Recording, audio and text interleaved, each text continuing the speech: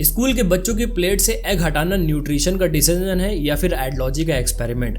गरीब बच्चे स्कूल में पढ़ने आते हैं, लेकिन कई बच्चों के लिए मिड डे मील सिर्फ लंच नहीं होता, वो दिन का सबसे रिलायबल प्रोटीन सोर्स होता है। और अब बंगाल में सवाल ये है कि बच्चों की हेल्थ पहले आएगी या फिर religious food preference. West Bengal में कंट्रोवर्सी तब शुरू हो गई जब रिपोर्ट आई कि कोलकाता के गवर्नमेंट स्कूल में mid day meal programme ISKCON को दिया जा सकता है। इस्कॉन वेजिटेरियन फूड सर्व करता है, इसलिए एग्स मेन्यू से बाहर जा सकते हैं। अपोजिशन का आरोप है कि ये वेजिटेरिज्म इम्पोज करने की कोशिश है। बीजेपी साइड का आर्गुमेंट है कि ये हाइजीन और न्यूट्रिशन फोकस्ड रिफॉर्म है, जिसमें एग की जगह सोया, पनीर, राजमा और पल्सेस दिए जा सकते हैं। लेकिन असली डिबेट ये नहीं है कि वेजिटेरियन फूड गलत है। असली डिबेट ये है कि पब्लिक स्कूल मील में डिसीजन साइंस से होगा या फिर बिलीफ सिस्टम से। स्कूल मील में एग ऐड करना कोई फैंसी पॉलिसी नहीं होती। Egg cheap, easy, high quality protein source होता है। गरीब परिवार के बच्चे के लिए एग का मतलब है protein, calories, vitamin, better growth. Soya और पल्सेस भी प्रोटीन देते हैं, लेकिन प्रॉब्लम यह है कि उनका protein quality, absorption, taste, acceptability और रूरल कंजप्शन एक अलग मैटर है।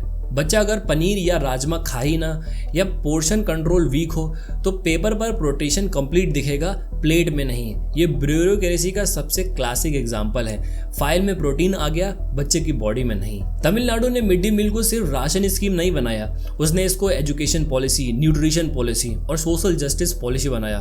1920 में मद्रास प्रेसिडेंसी ने स्कूल मील को अटेंडेंस बढ़ाने के लिए यूज किया। आइडिया सिंपल था, गरीब बच्चा स्कूल तभी आएगा जब उसकी भूख का सलूशन होगा। बाद में कमराज ने स्कूल मील प्रोग्राम को एक्सपेंड किया। एनजीआर ने न्यूट्रिशन एंगल को स्ट्रॉन्ग किया।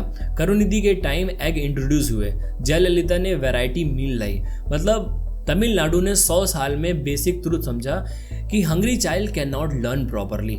बंगाल को भी वही बेसिक क्वेश्चन पूछना चाहिए, बच्चा क्या खाना चाहता है, क्या डाइजेस्ट कर सकता है और उसकी बॉडी को क्या चाहिए। अगर किसी चाइल्ड के पेरेंट वेजिटेरियन ऑप्शन चाहते हैं तो ऑप्शन देना फेयर है, लेकिन सबके लिए एग हटा देना अनफेयर है।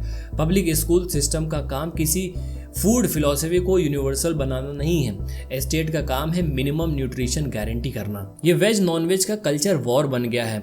गलती यही है। ये issue Hindu, Muslim, veg, non veg, left right का नहीं होना चाहिए।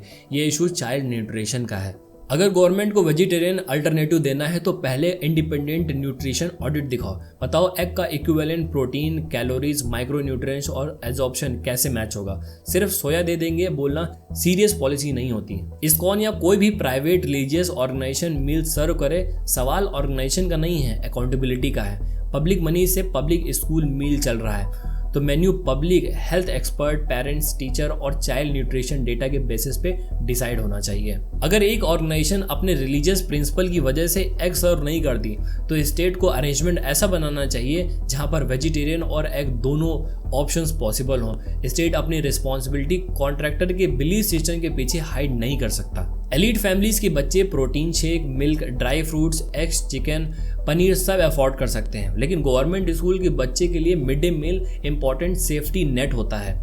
जब आप उसकी प्लेट से एग हटाते हो तो इम्पैक्ट सबसे ज्यादा पुअर, दलित, माइनॉरिटी और वर्किंग क्लास फैमिलीज पर पड़ता है। पॉलिसी मेकर्स के बच्चे मील पर डिपेंड नहीं करते, इसलिए डिसीजन लेने से पहले ग्राउंड रियलिटी समझनी पड़ेगी।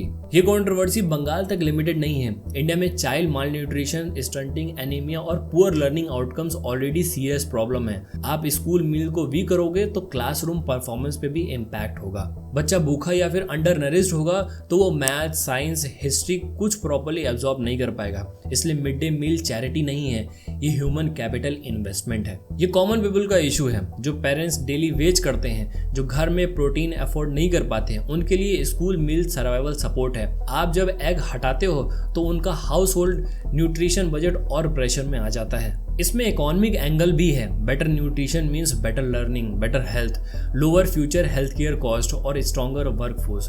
पुअर न्यूट्रिशन का कॉस्ट कंट्री डेकेड्स तक पे करती है। फूड चॉइस का भी इशू है। इंडिया एक डाइवर्स कंट्री है, कुछ लोग वेजिटेरियन हैं, कुछ नॉन वेजिटेरियन। पब्लिक पॉलिसी का जॉब डाइवर्सिटी को रिस्पेक्ट करना है, यूनिफॉर्मिटी इंपोज करना नहीं। एग को रिमूव करना बिल्कुल गलत डिसीजन है अनलेस गवर्नमेंट साइंटिफिकली प्रूव करे कि रिप्लेसमेंट इक्वल और बेटर है। वेजिटेरियन ऑप्शन देना चाहिए, लेकिन एग का भी ऑप्शन रखना चाहिए। स्कूल मील का रूल सिंपल होना चाहिए, आइडियोलॉजी नहीं, न्यूट्रिशन फर्स्ट। बच्चों की प्लेट पॉलिटिकल एक्सपेरिमेंट की जगह नहीं है। अगर तमिलनाडु डेकेड से एग्स देकर न्यूट्रिशन और अटेंडेंस को स्ट्रेंथन कर सकता है तो बंगाल को भी कल्चर वॉर नहीं, चाइल्ड वेलफेयर चूज करना चाहिए। गरीब बच्चे की प्लेट से प्रोटीन हटाना कोई रिफॉर्म नहीं होता, वो पॉलिसी फेलियर होता है।